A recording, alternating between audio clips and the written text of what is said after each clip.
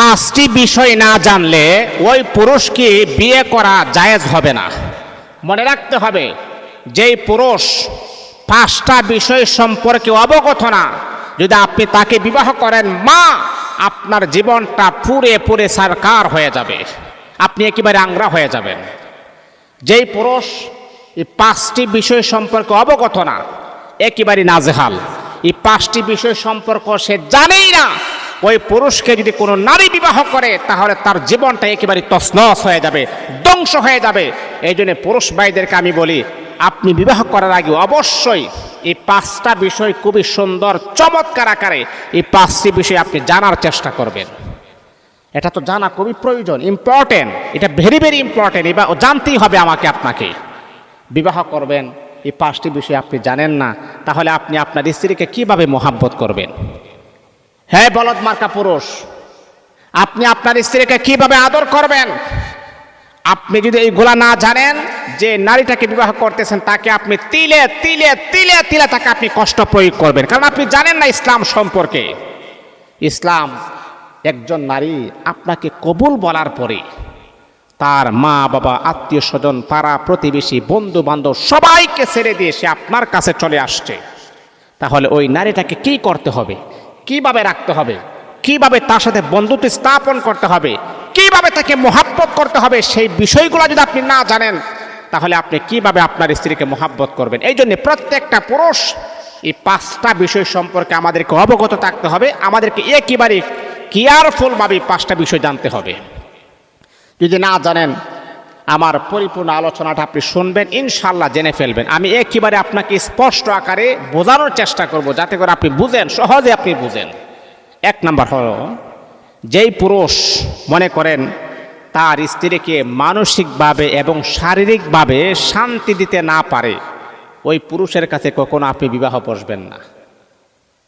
যেই পুরুষ, কারণ এই মহিলাটা আপনার কাছে আসছে, আপনি তাকে মানসিকভাবে শান্তি দিবেন, আপনি তাকে শারীরিকভাবে শান্তি দিবেন, মানসিকভাবে তাকে শান্তি আপনি দিতে হবে, শারীরিকভাবেও তাকে শান্তি দিতে হবে। আর শারীরিকভাবে আপনি শান্তি কিভাবে দিবেন? আপনি তো বিবাহ করার আগেই পর্নোগ্রাফি দেখে, ব্লো ফিল্ম দেখে, মহিলাদের ল্যাংটা ছবি দেখে আপনার যৌন চাহিদা একেবারে শেষ করে ফেলেছেন, তাহলে আপনি আপনার স্ত্রীকে কিভাবে তৃপ্তি দিবেন? আপনি তো আপনার স্ত্রীকে শারীরিক চাহিদার তৃপ্তি আপনি দিতে পারবেন না। এই জন্যই তো অনেক সময় দেখা যায় স্মার্ট একজন স্বামী থাকার পরও ওই নারীটা আরেকটা ছেলের সাথে পরকীয়া লিপ্ত হয়ে জেনার কাজ করে, জিজ্ঞাসা করলে আমার স্বামী তো পারে না। তাহলে এই জন্যে বাবা, আপনি তাকে যেমন মানসিক শান্তি দিতে হবে, তেমন আপনি তাকে শারীরিকভাবে তাকে আপনি শান্তি দিতে হবে। এটা একজন পুরুষ অবশ্যই জানতে হবে, অবশ্যই জানা দরকার। এটা হলো এক। দুই নাম্বার হলো, খারাপ খাবার, আপনি আপনার স্ত্রীকে খারাপ খাবার কখনো খাওয়াতে পারবেন না। মনে করেন যে খাবারটা আপনি পছন্দ করেন, সেই খাবারটা আপনার স্ত্রীকে আপনি খাওয়াতে হবে।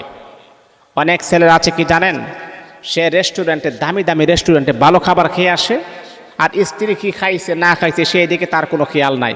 এই যে আপনি আপনার স্ত্রীর সাথে বেইনসাফি করতেছেন, আপনার স্ত্রীর সাথে যে আপনি এইরকম প্রতারণা করতেছেন, আল্লাহ পাকের কাঠগড়ায়, আল্লাহ পাকের আদালতে আপনি গ্রেফতার হয়ে যাবেন। আপনি স্বামীর নামে কলঙ্ক, আল্লাহর কাছে আপনি হিসাব দিতে হবে। এ বন্ধুরা আমার শোনো, আম্মা জান আয়েশা সিদ্দিকা রাদিয়াল্লাহু তাআলা আনহা পৃথিবীর সমস্ত মহিলাদেরকে বললেন, ও মহিলারা, তোমরা জানো না আমার স্বামী বিশ্ব নবী মুহাম্মদুর রাসূলুল্লাহ সাল্লাল্লাহু আলাইহি ওয়াসাল্লাম আমাকে কেমন মোহাব্বত করতেন, আমাকে কেমন ভালোবাসতেন তোমরা জানো না? আমি আম্মা জান যখন কোনো খাবার খাইতাম, যে গ্লাসের যেখান দিয়ে আমি ঠোঁটগুলা লাগিয়ে লাগিয়ে আমি পানি পান করতাম, আমি তাকে দেখি আমার স্বামী মুহাম্মদ, আমি যেখানে ঠোঁটগুলা লাগিয়েছি আমার স্বামী মুহাম্মদকে আমি দেখলাম সেখানে ঠোঁট লাগিয়ে লাগিয়ে তিনিও পান করতেন। আমি গোশতের সাথে যে হাড্ডিগুলা চিবাইতাম, বিশ্বনবী আমার হাড্ডিগুলাও চিবাইতেন। এর মানে হলো আল্লাহর হাবিব বোঝাইতে চেয়েছেন, তামাম পৃথিবীর সমস্ত মানুষেরা শোনো, স্ত্রীকে তোমরা কেমনভাবে মোহাব্বত করবা, স্ত্রীকে তোমরা কখনো ঘৃণা করবা না, তাদেরকে মোহাব্বত করবা। যেই খাবার তুমি পছন্দ করো সেই খাবার তুমি তোমার স্ত্রীকে খাওয়াবা, যেটা তুমি অপছন্দ করো সেটা কখনো তুমি তোমার স্ত্রীর জন্য তুমি কখনো খাওয়াবে না। এটা তো একটা সমতা রক্ষা হয় না। আপনি রেস্টুরেন্টে খাবেন আর আপনার স্ত্রী ঘরে খাবে, এটা তো হতে পারে না।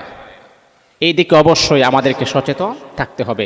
এই পুরুষ যদি এটা না বুঝে, যদি সে চিন্তা করে না সে তো ভাত খাইছে, সে তো খাবার খাইছেই, কি দরকার আছে কেন, সে যদি খাবার খাইয়ে থাকে তাহলে আপনি কেন রেস্টুরেন্টে খাবার খাইছেন? সে আপনার স্ত্রী না? হ্যাঁ, বলদ মার্কা পুরুষ, সে আপনার স্ত্রী না, সে হচ্ছে আপনার অর্ধাঙ্গিনী। আল্লাহ পাক রব্বুল আলামিন আপনার জন্য তাকে জায়েজ করে দিয়েছেন, সে হচ্ছে পৃথিবীর সব টপ লেভেলের সম্পদ আপনার জন্য। তাহলে তার জন্য আপনি এই খাবার কেন রান্না করবেন? এটা কখনো করা যাবে না। এটা হলো 2 নাম্বার। 3 নাম্বার হচ্ছে যে পোশাক আপনি পরতে পছন্দ করেন সেই পোশাক আপনার স্ত্রীকে পরতে দিবেন। এখন আপনারা মনে করবেন, হুজুর আমি তো শার্ট প্যান্ট পরি, আন্ডার প্যান্ট পরি, আমার স্ত্রীকে শার্ট প্যান্ট আন্ডার প্যান্ট পরতে পারবেন? না না। মনে করেন আপনি ঢাকা গুলশান একটা মার্কেট থেকে, ঢাকা গুলশান থেকে আপনি দামি মার্কেট থেকে আপনি কাপড় নিয়ে আসছেন, যেখানে এক দরের দোকান, কাপড়গুলো খুবই সুন্দর চমৎকার হয়, ভালো কাপড় হয়। আপনি একটা শার্ট প্যান্ট নিয়ে আসছেন অথবা একটা পাঞ্জাবি নিয়ে আসছেন 5,000 টাকা দিয়ে। এখন আপনি চিন্তা করলেন সেখান থেকে যদি আমি আমার স্ত্রীর জন্য কিনি, এত টাকা দিয়ে কেন কিনবো, একটা বাহিরের একটা দোকান থেকে আমি কিনি। যদি এই রকমটা যদি আপনি করেন তাহলে আপনার স্ত্রীর সাথে আপনি সমতা রক্ষা করতে পারলেন না, আপনার স্ত্রীকে আপনি ভালো চোখে দেখতে পারলেন না। এটার জন্য আল্লাহ পাকের কাঠ করে আপনাকে আসামি হতে হবে। কারণ আল্লাহর রাসূল বলেছেন, তুমি যেখানে যেটা পছন্দ করো তোমার স্ত্রীকে সেখান থেকে সেটাই পছন্দ করে আনতে হবে। তাহলে আপনি এই ভারসাম্যতা রক্ষা করতে হবে আপনাকে। এটা হলো 3 নাম্বার। 4 নাম্বার হচ্ছে স্ত্রীকে কটু কথা বলা যাবে না। আহা, আমরা স্ত্রীকে নিয়ে অনেক রকমের বাজে কথা বলি, এমনকি রাগ উঠলে আমরা স্ত্রীকে নিয়ে, স্ত্রীর মাকে নিয়ে, স্ত্রীর বাবাকে নিয়ে খারাপ ভাষায় গালিগালাজ করি। এটা কেন করবেন আপনি?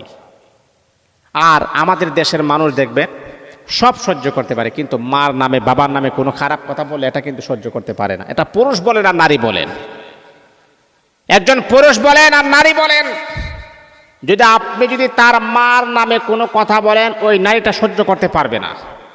তাহলে বাবা, আপনার মার নামে বললে যেমন আপনি সহ্য করতে পারেন না, তাহলে তার মার নামে বললে সে কিভাবে সহ্য করতে পারবে?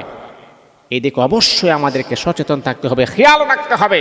এই কটু কথা কখনো স্ত্রীকে বলা যাবে না, তাহলে আল্লাহ পাকের কাঠ করে আপনাকে আসামির বেশে দাঁড়াতে হবে। সর্বশেষ একজন পুরুষের যেটা জানা একেবারে ইমার্জেন্সি দরকার, বিবাহের আগে বিবাহের মাসলা মাসাইল জানা দরকার, তালাকের মাসলা মাসাইল জানা দরকার।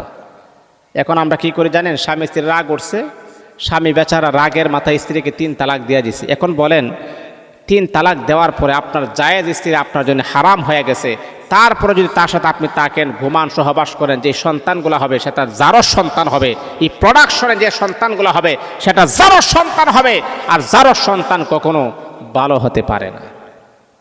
তাহলে বাবা, এই জন্যে একজন যুবক বিবাহের আগে অবশ্যই ইমার্জেন্সি 5টা বিষয় তার জানা অপরিহার্য, জানা দরকার। না জানলে আপনার বিপদ আসতে পারে। আল্লাহ আমাদের সবাইকে বোঝার তৌফিক দান করুন।